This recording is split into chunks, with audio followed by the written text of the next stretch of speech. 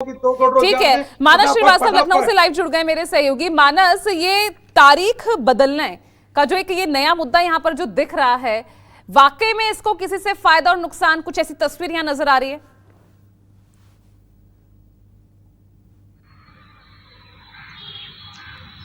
देखिए, फायदा और नुकसान तो ये तो मतदाता तय करेंगे, लेकिन दो तीन चीजें मैं कहना चाहूंगा। एक तो ये कि अभी तक ऐसा कभी हुआ नहीं, मेरी जानकारी में नहीं आया कि जब नामांकन की प्रक्रिया पूरी हो जाए, नाम वापसी की प्रक्रिया पूरी हो जाए और उसके बाद मतदान की तारीख बढ़ा दी जाए, ऐसा इससे पहले कभी मेरे संज्ञान में नहीं है। दूसरी अहम बात यह है कि जो विपक्षी दल हैं वो इसको बड़ा एक मुद्दा बना रहे हैं, चाहे वो अखिलेश यादव हो या कांग्रेस हो। ये दोनों ही उत्तर प्रदेश में ये एक तरीके से एक नैरेटिव सेट करने की कोशिश कर रहे हैं कि भारतीय जनता पार्टी इस चुनाव से, उपचुनाव से घबरा रही है और इससे उसको एक बड़ा नुकसान होगा, इसलिए तारीख बढ़ा रही है। पहले मिल्कीपुर का चुनाव पे पेच फंसा दिया और उसके बाद अब तारीख आगे बढ़वा रही है। तो अखिलेश यादव भी लिख रहे हैं कि टालोगे, जितना टालोगे उतनी ही बड़ी हार हारोगे, इस तरीके से वो लिख रहे हैं। कांग्रेस पार्टी भी यही कह रही है। हालांकि भारतीय जनता पार्टी उसका अपना पक्ष है, वो कह रही है कि चूंकि एक बड़ा पर्व है, 15 तारीख को कार्तिक पूर्णिमा का स्नान है, बहुत बड़ा पर्व होता है, लोग बड़ी दूर दूर से अपने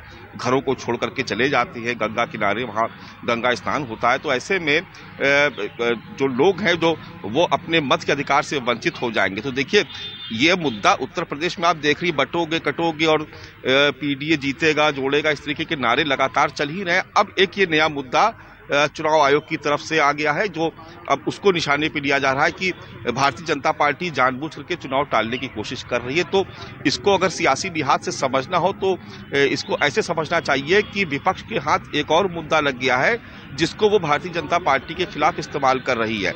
अब जनता को वो कितना कन्विंस कर पाते हैं इस बात को लेकर के ये और मझवा मीरापुर सीट का इसमें जिक्र किया जा रहा है कि अगर ये तारीख नहीं बदलती तो यहाँ पर वाकई में नुकसान की स्थिति में क्या यहाँ पर सत्ता पक्ष नजर आ रही थी, जो विपक्ष आरोप लगा रहा है?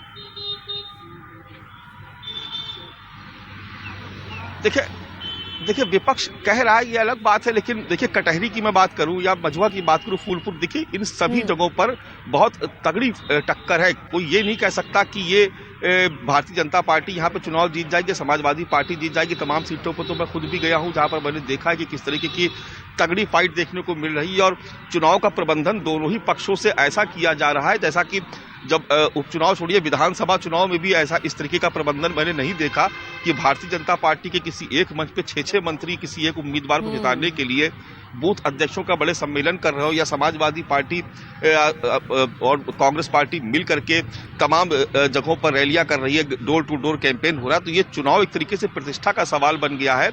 बात 9 सीटों की नहीं है, बात इसको लेकर के है कि इस चुनाव में, लोकसभा चुनाव के बाद जो ये उपचुनाव हो रहे हैं, इसमें हार और जीत का जो भी इम्पैक्ट होगा वो आगे 2027 के विधानसभा चुनाव पर होगा। और इसीलिए कोई भी मुद्दा आ जाए उसको न विपक्ष छोड़ता है, न विपक्ष छोड़ रहा है, न भारतीय जनता पार्टी के खेमा उसको छोड़ना चाहता है और न ही समाजवादी पार्टी का खेमा छोड़ना चाहता है। ठीक है, तो और यही वजह कि कल जैसे ही चुनाव आयोग ने तारीख बढ़ाने का ऐलान किया, तमाम चीजें होती नजर आ रही है। राघवेंद्र द्विवेदी।